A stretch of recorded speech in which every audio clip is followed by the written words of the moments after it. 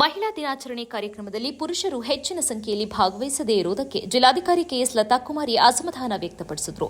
ಮಹಿಳೆಯರ ಹಕ್ಕುಗಳು, ಸಮಾನತೆ ಮತ್ತು ಗೌರವ ಕುರಿತು ಪುರುಷರು ಕೂಡ ಸಮಾನವಾಗಿ ಜಾಗೃತರಾಗಬೇಕು ಎಂದು ಜಿಲ್ಲಾಧಿಕಾರಿ ಕೆಎಸ್ ಲತಾಕುಮಾರಿ ಅವರು ಕರೆ ನೀಡಿದರು. ನಗರದ ಹಾಸನಾಂಬ ಕಲಾಕ್ಷೇತ್ರದಲ್ಲಿ ಜಿಲ್ಲಾಡಳಿತ, ಜಿಲ್ಲಾ ಪಂಚಾಯತ್, ಜಿಲ್ಲಾ ಕಾನೂನು ಸೇವೆಗಳ ಪ್ರಾಧಿಕಾರ, ಪೊಲೀಸ್ ಇಲಾಖೆ, ಆರೋಗ್ಯ ಇಲಾಖೆ, ಶಿಕ್ಷಣ ಇಲಾಖೆ, ಸಮಾಜ ಕಲ್ಯಾಣ ಇಲಾಖೆ, ಜಿಲ್ಲಾ ಸ್ತ್ರೀ ಶಕ್ತಿ ಒಕ್ಕೂಟ ಹಾಗೂ ಮಹಿಳಾ ಮತ್ತು ಮಕ್ಕಳ ಅಭಿವೃದ್ಧಿ ಇಲಾಖೆ ಇವರ ಸಂಯುಕ್ತ ಆಶ್ರಯದಲ್ಲಿ ಸೋಮವಾರದಂದು ನಡೆದ ಬೇಟಿ ಬಚಾವ್ ಬೇಟಿ ಪಡಾವ್ ಯೋಜನೆಯಡಿ ಅಂತಾರಾಷ್ಟ್ರೀಯ ಮಹಿಳಾ ದಿನಾಚರಣೆ ಕಾರ್ಯಕ್ರಮವನ್ನು ಉದ್ಘಾಟಿಸಿ ಮಾತನಾಡಿದ ಅವರು, ಮಹಿಳಾ ದಿನಾಚರಣೆ ಕೇವಲ ಮಹಿಳೆಯರು ಮಾತ್ರ ಆಚರಿಸುವ ಕಾರ್ಯಕ್ರಮವಾಗಿರಬಾರದು ಎಂದು ಹೇಳಿದರು.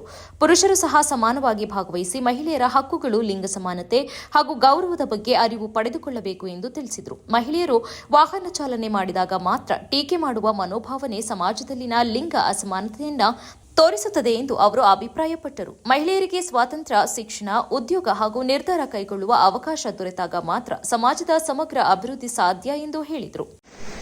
18 ತುಂಬಿರಲಿಲ್ಲ, ಲೈಸೆನ್ಸ್ ಇರಲಿಲ್ಲ, ಡ್ರೈವಿಂಗ್ ಲೈಸೆನ್ಸ್ ಇರಲಿಲ್ಲ, ಇಬ್ರು ಬೈಕ್ ತಗೊಂಡು ಹೋದ್ರು, ಬಿದ್ಲು, ಆಕ್ಸಿಡೆಂಟ್ ಆಯ್ತು, ಒಬ್ಳು ತೀರೋದ್ರು, ಒಬ್ಳು ಉಳಿದ್ರು.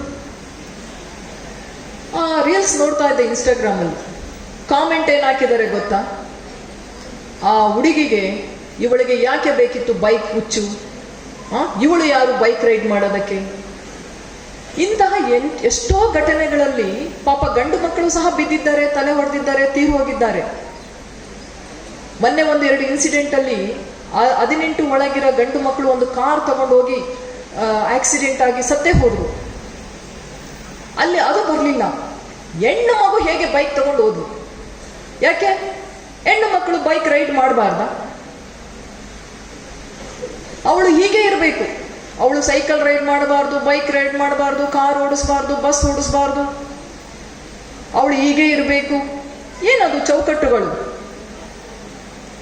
ಅವೆಲ್ಲ ಬಂದಿಗಳು ಸಂಕೋಲೆ ಹಾಕ್ತಾರೆ. ಯಾಕಂದ್ರೆ ಹೆಣ್ಣು ಮಕ್ಕಳಿಗೆ ಸ್ವಾತಂತ್ರ್ಯ ನೀಡಿದ್ರೆ ಅವರ ಅಧೀನದಲ್ಲಿ ಅವರು ಬರೋದಿಲ್ಲ. ಯಾಕಂದ್ರೆ ಸ್ವತಂತ್ರವಾಗಿ ಚಿಂತನೆ ಮಾಡ್ತಾರೆ, ಒಳ್ಳೆಯ ನಿರ್ಧಾರ ತೆಗೆದುಕೊಳ್ತಾರೆ. ಅವರು ಪುರುಷರಿಗಿನ್ನ ಒಳ್ಳೆಯ ನಿರ್ಧಾರಗಳು ಸ್ವತಂತ್ರವಾಗಿ ಹೆಣ್ಣು ಮಕ್ಕಳು ತೆಗೆದುಕೊಳ್ಳುವ ಶಕ್ತಿ ಅವರಿಗೆ ಇದೆ.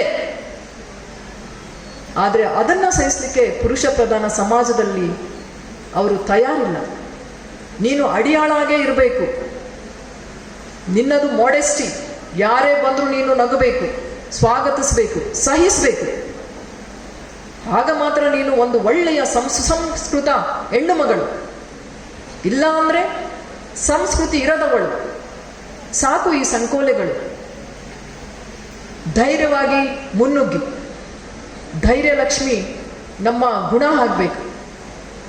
ಸ್ವತಂತ್ರವಾಗಿ ಚಿಂತನೆ ಮಾಡಬೇಕು, ನಿರ್ಧಾರ ತೆಗೆದುಕೊಳ್ಬೇಕು. ನನಗೆ ಎಷ್ಟು ಮಕ್ಕಳು ಬೇಕು ಅದು ನನ್ನ ನಿರ್ಧಾರ.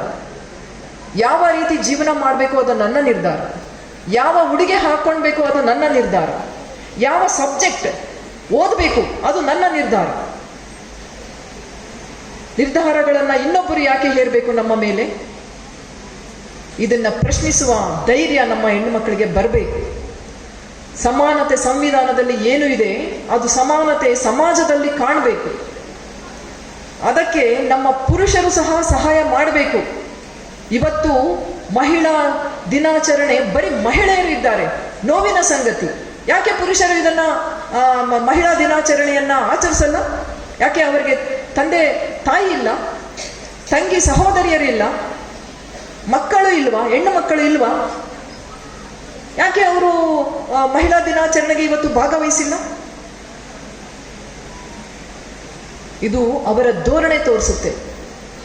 ಕಾರ್ಯಕ್ರಮದಲ್ಲಿ ಹಿರಿಯ ಸಿವಿಲ್ ನ್ಯಾಯಾಧೀಶರಾದ ಜಿಕೆ ದ್ರಾಕ್ಷಾಯಿಣಿ, ಜಿಲ್ಲಾ ಇಲಾಖೆ ಅಧಿಕಾರಿ ಕೆಎನ್ ಯಮುನಾ, ಜಿಲ್ಲಾ ಸ್ತ್ರೀ ಶಕ್ತಿ ಒಕ್ಕೂಟದ ಅಧ್ಯಕ್ಷೆ ವೈಆರ್ ಭಾರತಿ, ಜಿಲ್ಲಾ ಉದ್ಯೋಗಾಧಿಕಾರಿ ವಿಜಯಲಕ್ಷ್ಮಿ, ಸಾಹಿತಿ ಶೈಲಜಾ ಹಾಸನ್ ಇತರರು ಉಪಸ್ಥಿತರಿದ್ದರು.